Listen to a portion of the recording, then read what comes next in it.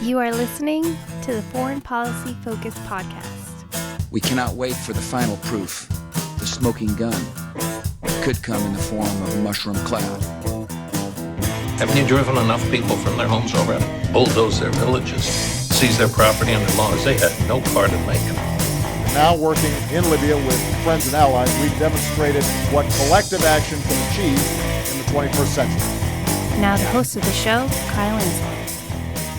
This is episode 497 of the Foreign Policy Focus podcast. On today's show, I'm covering a Ukrainian judge ruling Joe Biden should be named in a criminal probe. I have updates on Netanyahu's trial and the annexation of the West Bank in Israel. And I'm talking about the United States continuing to move away from nuclear arms control agreements. All right, everybody, make sure you share the show. You find it online at the Libertarian Institute, where I am the news editor and write the daily news roundup. Both the show and the roundup are on the homepage. If you're a new listener to the show, make sure you subscribe to it. If you find the show on social media or whatever, shares, likes, reviews, all that stuff helps the show to get noticed by new people. And lastly, you donate to the show at patreon.com/foreignpolicyfocus. All right, so the first story I have today is, this Joe Biden potentially being named now in a criminal probe in Ukraine. So this is covered by Joe Lauria over at Consortium News. I'll link to the article in the show notes page. And so to understand the case here, go back to 2014 when Joe Biden is Obama's point person on Ukrainian foreign policy, and the United States carries out essentially a color revolution in that country with the Euromaidan. The former leader of the country, Viktor Yanukovych, looked to take a more neutral position between the United States and Russia and was generally more favorable to Russia. And so he was ousted, and eventually Petro Poroshenko takes power in the country. The U.S. has a lot of influence, not just because, we helped orchestrate and we're the world empire, but, there's a lot of economic loans. Ukraine was looking to get a loan from the IMF during this time, and a constant problem in Ukraine is corruption. And so the United States was demanding that, the Ukraine will appoint a prosecutor general who's going tough on corruption.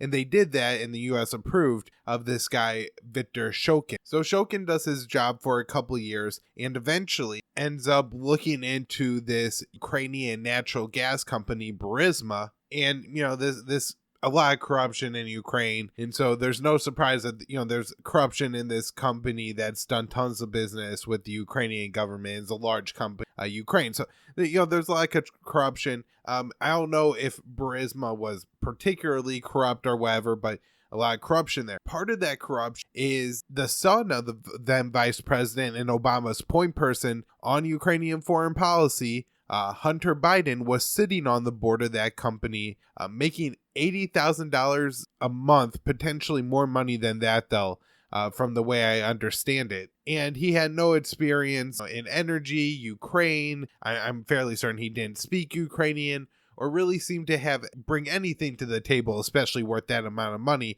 other than that his daddy was the vice president who was kind of Obama, the world emperor's appointed, behind the scenes governor of Ukraine. Now, maybe there's, no corruption actually, up to this point in the story, and it doesn't sound like anything in here is criminal, but you had this very interesting thing that happens where Joe Biden ends up leveraging the $1 billion in IMF loan to Ukraine that they were looking to get.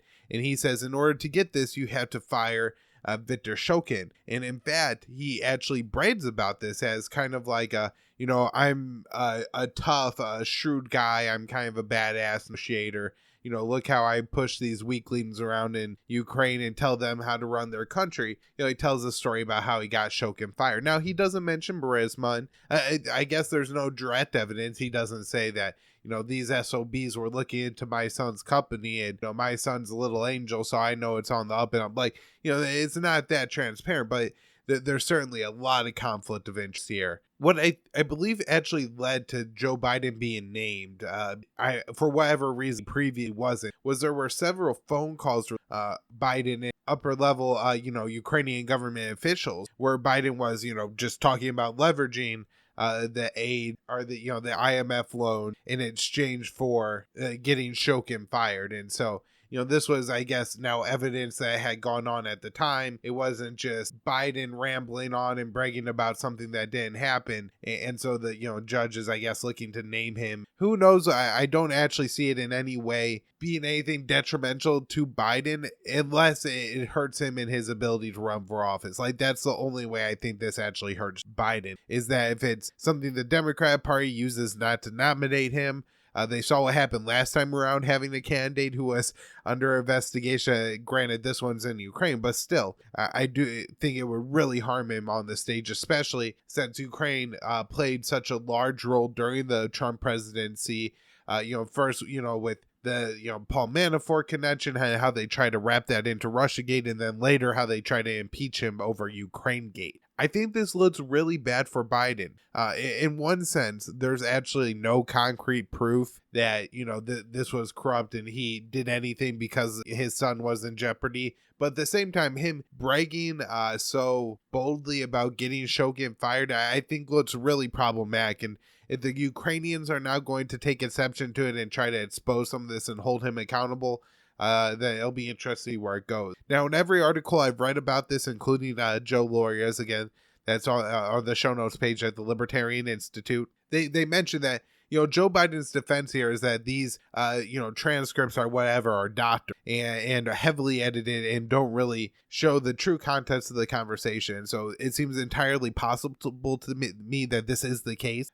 Again, Ukraine corrupt, backroom deals, who knows what happened to these tapes and what the final product is. It could also be that, they didn't have on the just pleasantries at the intro, and actually everything said in the tapes do show the apparent corruption that they show. I'm sure this will be something that to be covered, again, just because of the role of Ukraine, in Russiagate and Ukrainegate and how that's played a role in the Trump presidency.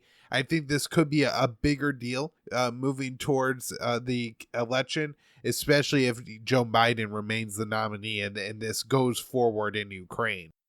And it's worth saying, too, that I'm sure Ukrainian politics will come into play here, as I don't think Ukraine's going to want to make the mistake again of trying to take sides in this election. So pressure the charges to be dropped against Biden or to move forward against Biden in hopes that, one or the other gets let in, then you're in their good graces. But if that backfires, well, then you're in an awful terrible position. So maybe they just kind of let this play out how it's going to play out. All right, so now talking about some of the arms control agreements, the Open Skies Treaty seems to be falling apart. It does appear that U.S. allies are going to try to hold it together. I've talked about this quite a bit on the show recently. This treaty that allows surveillance flights on each other's countries, and it's a multi-party deal, so it's not just the U.S. and Russia, but main parties to the treaty there. And so they're able to surveil Russia, where the American missile silos are and stuff like that. The U.S. the Russian ones are. And,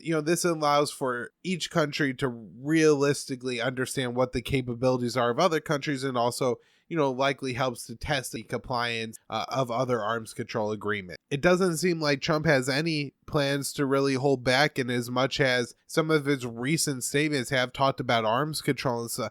He's not actually taking any steps that are going to help with arms control. There are also reports coming out, and this is very disturbing, that the Trump administration is considering carrying out a nuclear test. Now, I didn't find an actual report that seemed to have something from the administration on what kind of weapon they plan to test and why they want to test this particular weapon. If it would be done solely as like a show of force, hey, we want to show the world that we're willing to test nuclear weapons and use nuclear weapons, or if there's maybe a particular advantage or scientific breakthrough that they're looking for to make a nuclear weapon do a certain specific thing that they didn't know how to make it do. So I'm not sure which category this is, if they're going to go big or small. But my guess is that this ends up being a pretty serious threat by the Trump administration, even if they don't move forward with it, because I think both Russia and China will feel somewhat compelled to respond in some way, and that would mean carrying out their own weapons tests. Now, these things are absolutely horrific for the environment and expensive. It's awful for every single human being on Earth to test these weapons, and yet it's going to happen for some unknown, unnecessary reason.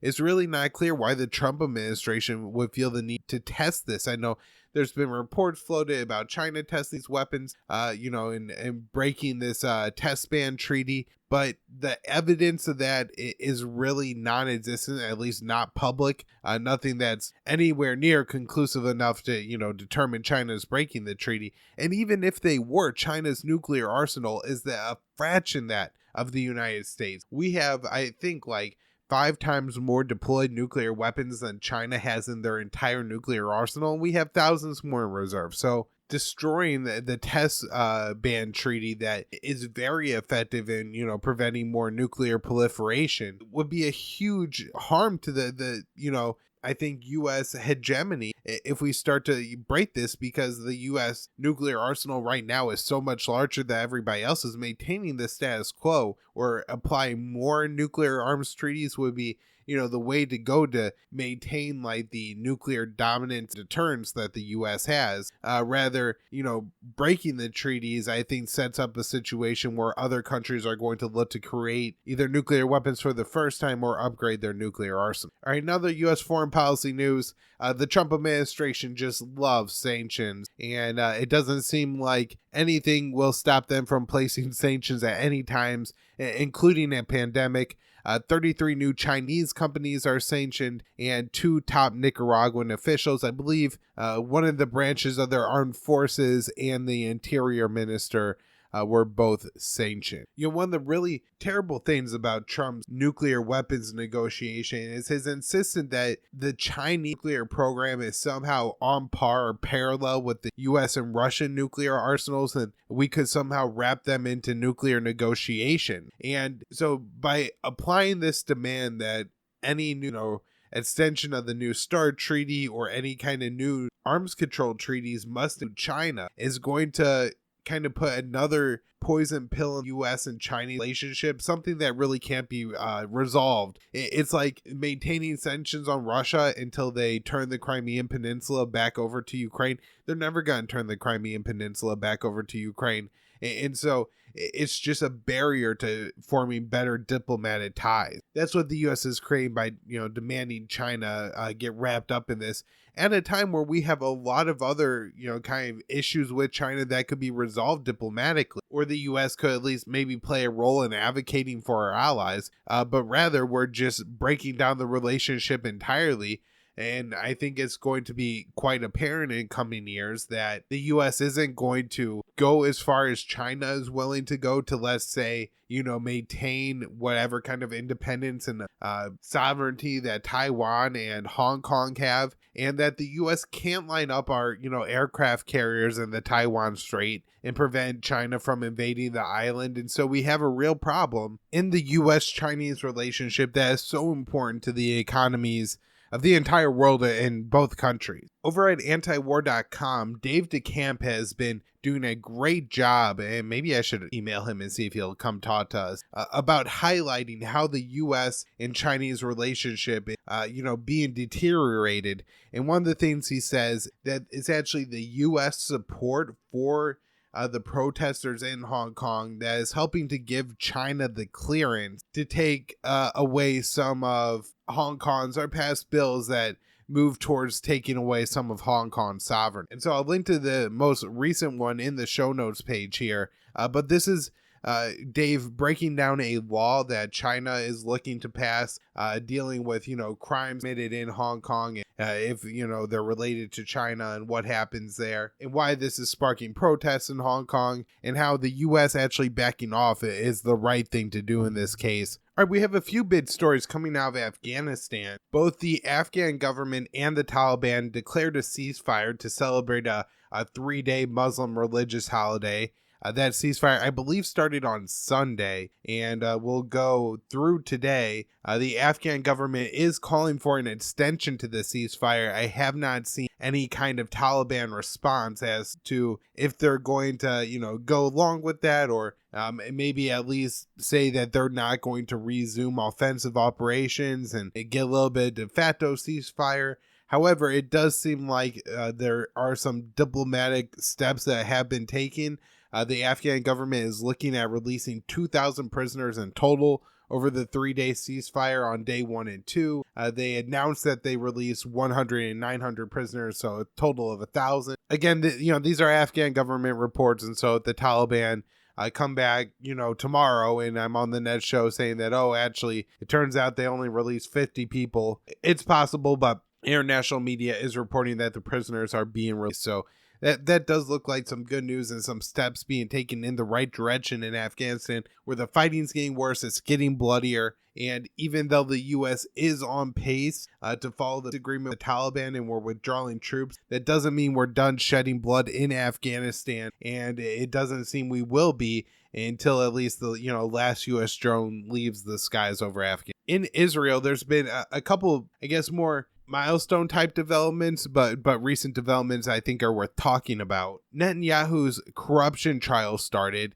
At his first hearing, he was given the opportunity to speak, and I believe it was broadcast on Israeli TV. So, he's up there, he takes off the mask, and he goes on about how he's framed and this is unfair, how he's going to fight these bogus charges and everything. So I don't understand Israeli politics well enough to understand if Netanyahu's going to actually have to face a real trial here, or if the political situation in Israel is that Netanyahu is able to somehow sufficiently put pieces in place to ensure that some political ally somewhere will make sure that this event drop. It does appear that, there are some places where Netanyahu peddled influence and was corrupt and has some things to answer for, according to Israeli law. Now, there are all the moral problems with Netanyahu, and I'll get into those in a minute, but just wondering if this guy is going to end up going to jail.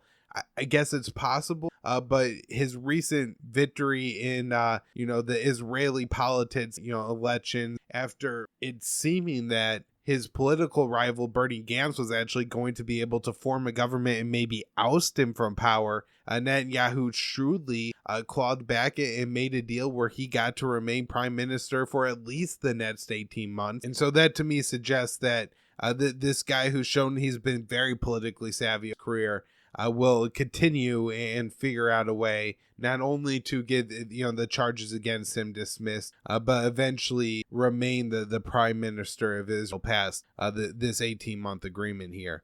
There is also Netanyahu giving us saying that he plans to use this historic opportunity to annex areas of the West Bank. Of course, this is going to bring protest and violence, and is extremely destructive to a potential peace and fair solution for the Palestinians. However, I think in some sense is also ceremonial, and the fact that all the Israeli settlements already exist in the West Bank. I had Carlman Barklin on the show not that long, I think in the fall, and one of the things that he explained was just the way Israeli culture works right now. It would be the greatest tragedy if all the settlers had to leave the West Bank, or at least a significant amount, enough to give the Palestinians their own state, that there's no way it could happen. And so in a sense that, the West Bank is already de facto annexed, and who knows how much it actually changes the situation on the ground day to day for Palestinians by,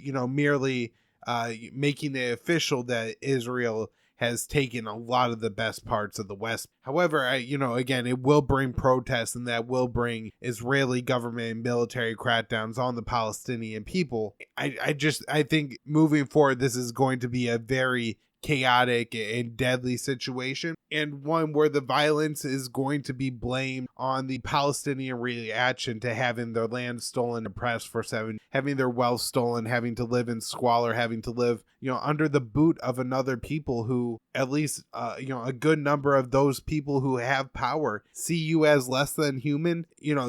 That is going to, they're going to say that reaction. They're going to say, oh, this Palestinian killed this Israeli. This absolutely justifies the annexation of the West Bank. And it's just not the case. And they're just going to drop the whole previous 70 years of story. I think it is the way it's going to be portrayed for most Americans. It's really unfortunate. And so we need to start talking about the truth before it happened. Maybe priming people a little bit on that will help them to be able to see past the propaganda. Elsewhere, in, I guess, greater Israel.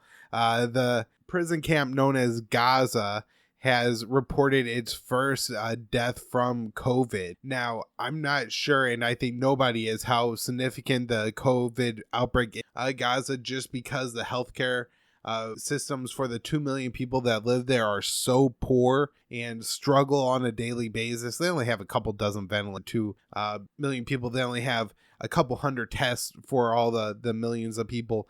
And so it could be higher, it could be worse, but they report their first official death. And as much as it seems like maybe they've been able to keep a lid on some in Palestine and Gaza in particular, I think the people there probably understand pretty well that their healthcare system has been obliterated over the decades by the Israelis. And they're now in a position where if people start getting this and this spreads around, it's not like there's going to be enough hospital beds for everyone. And, they're going to be in the decision that, the worst fears of the United States will die in parking lots, in their homes, dead bodies piling up. That kind of thing, I think could actually happen in a place like Gaza where they have such a poor healthcare. The other place that could apparently happen, starting to, is Yemen, where the UN has said, I believe last week, that the healthcare system has just completely fallen apart at this point.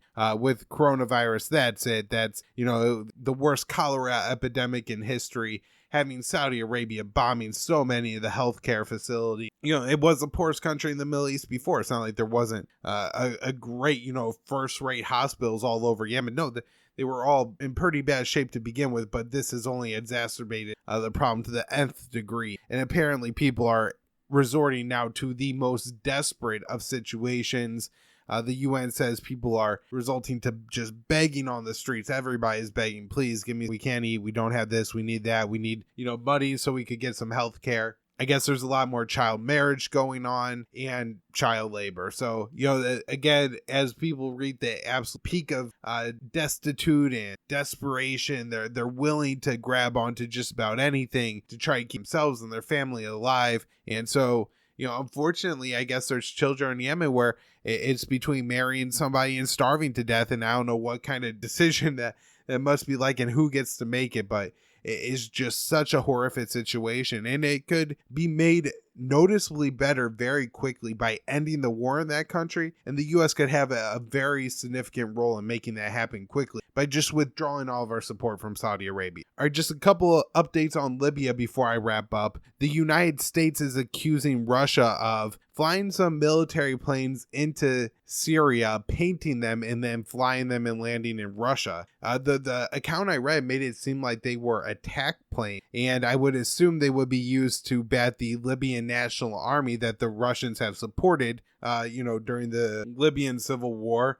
This is the army run by Khalifa Haftar, former CIA asset and still kind of backed or supported by the Trump administration, maybe a little bit. Went and got some medical care in France not that long ago, backed by U.S. allies, Egypt, Saudi, UAE. That's the guy the U.S. is saying is getting secret support from Russia from these military. The United States a little bit more transparently, I guess, backs the opposing government, the government of national accord. It's more heavily backed by Turkey. The United States, Donald Trump, I guess, gave Erdogan a call pretty recently, and on that call he pressured Erdogan to come up with some kind of ceasefire. Now, one interesting story I read today after I read the story the U.S. said about the Russian planes is the Russian foreign minister Sergei Lavrov said that the Russians are pressuring Haftar into an immediate ceasefire. So it seems kind of odd that Russia would send Haftar military equipment and then tell him not to use it. And so maybe the United States military is lying here. Maybe this statement by Lavrov is cover for deploying the military weapons there. Hard to tell, but those are kind of the information as it's coming out today, and I'm trying to bring it to you. Hopefully the U.S., pressuring Turkey to pressure the GNA and Russia pressuring the LNA is actually happening, and this could morph into some kind of ceasefire in Libya, and so we could start to resolve some of the problems going on in that country, especially as the water systems are being damaged. I guess there's a lot of trouble getting water into the capital at times. The kind of things that are being targeted on both sides, but specifically by Haftar, by like detention camps and stuff like that, has been very problematic. A lot of civilians killed, and it doesn't need to be that way. Certainly probably wouldn't be had Obama not decided to go kill, General Gaddafi back in 2011. But, here we are almost 10 years later, just talking about the ruins of what was once a somewhat prosperous country, at least by African standards. All right, everybody, make sure you are sharing the show, libertarianinstitute.org. Subscribe to it somewhere. It's got its own podcast feed. It's also on the Libertarian Institute all podcast feed, where you hear other great shows like the Scott Horton Show and Free Man Beyond the Wall, hosted by Pete Quinones. Donate. Patreon.com/Foreign Policy Focus. There's a private Facebook group titled Foreign Policy Focus. You could ask to join that and chat with me in there. Thanks, everyone.